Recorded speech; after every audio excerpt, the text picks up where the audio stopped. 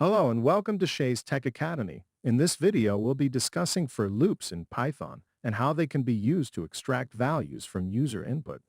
This video is part of a series on Python programming and assumes you have some basic knowledge of Python syntax. If you have not yet seen our previous tutorial on for loops in Python, then I advise to first check that are on our channel to get better understanding. Let's now talk about how we can extract values from a list using a for loop in Python. But first question beginners might ask is why? Why would we need to do that?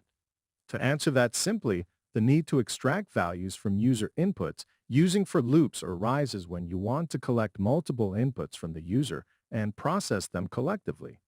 Few scenarios where this can be useful, for example, would be data collection.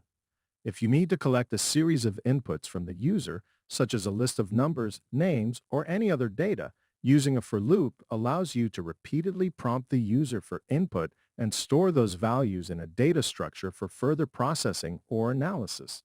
Another scenario could be validation and error checking, meaning by extracting values using a for loop, you can perform validation or error checking on each input as it is entered. For example, you can check if the input meets certain criteria, such as being within a specific range, and prompt the user to re-enter if the input is invalid. Let's take a look at our first example now. We will extract values from a list, so let's start with the simple examples. Say we want to extract values from a list of numbers that the user enters. We can use a for loop to iterate over each element in the list and print it out. Here is how. Here we are allowing the user to input 5 numbers and store them in a list called numbers and then prints the numbers. Let me explain. We first initialize an empty list called numbers to store the numbers entered by the user. Then the for loop iterates 5 times as specified by range 5. This loop prompts the user to enter a number at each iteration. Inside the loop, the input function is used to get a number as input from the user. The int function is used to convert the input from a string to an integer. Then the entered number is appended to the numbers list using the append method. After the loop finishes, the program moves to the next for loop. Then the second for loop iterates over each element, num, in the numbers list. Inside the loop, each number is printed using the print function. So, the program collects 5 numbers from the user, stores them in the numbers list, and then prints each number individually. I hope the explanation of line by line is helping you understand what is going on here. But if you are confused by this, then don't worry. Let me give you another very basic example to help you understand. Let's ask the user to input their name, and we will use the for loop to go through each letter in the name and then print it. Let's run this now. What we should see is a breakdown of each letter that was there in the name.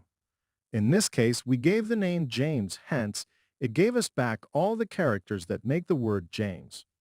I hope this one didn't confuse you because this is a very basic and straightforward example. Let's now take a look at filtering input values.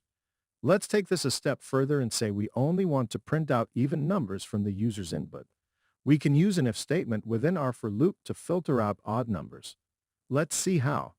What we wrote here is that we allow the user to input 5 numbers, stores them in a list called numbers, and then prints only the even numbers from the list.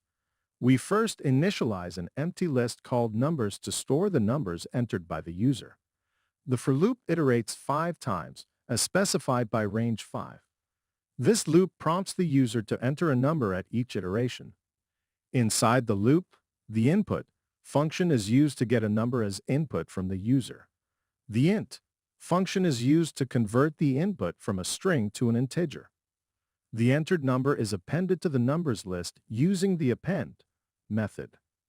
After the loop finishes, the program moves to the next for loop. The second for loop iterates over each element num in the numbers list.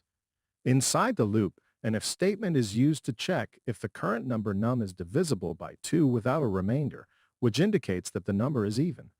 If the number is even, it is printed using the print function. So, the program collects 5 numbers from the user, stores them in the numbers list, and then prints only the even numbers from the list.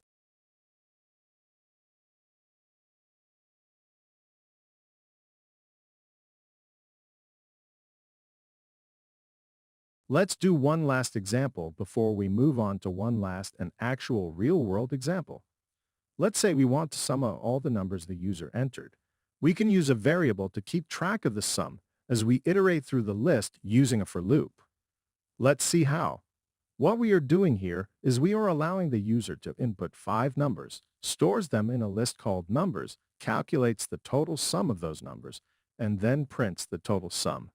We again first initialize an empty list called numbers to store the numbers entered by the user. Initialize a variable called total to store the cumulative sum of the numbers. The for loop iterates 5 times as specified by range 5. This loop prompts the user to enter a number at each iteration. Inside the loop, the input function is used to get a number as input from the user. The int function is used to convert the input from a string to an integer. The entered number is appended to the numbers list using the append method. After the loop finishes, the program moves to the next for loop. The second for loop iterates over each element num in the numbers list. Inside the loop, the current number num is added to the total variable using the plus and equal operator, which accumulates the sum of the numbers. After the loop finishes, the program moves to the next line. The print function is used to display the total sum of the numbers with an accompanying message. So the program collects 5 numbers from the user, stores them in the numbers list, calculates the sum of those numbers, and then prints the total sum.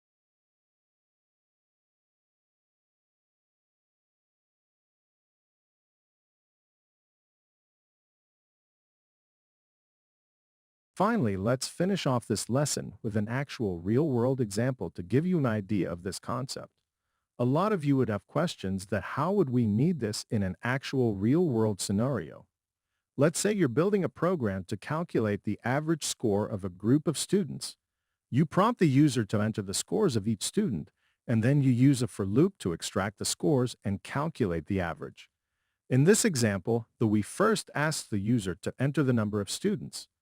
Then, using a for loop, it prompts the user to enter the score for each student and adds each score to the total underscore score variable. After the loop, it calculates the average score by dividing the total underscore score by the number of students, num underscore students. Finally, it prints the average score. By using a for loop to iterate over the student inputs, you can collect the scores one by one, add them up, and calculate the average accurately. The loop allows you to handle multiple scores entered by the user and process them together to obtain the desired result. This is a real-world scenario. I hope you by now should have much better understanding of for loops and how to extract values from user inputs using for loops.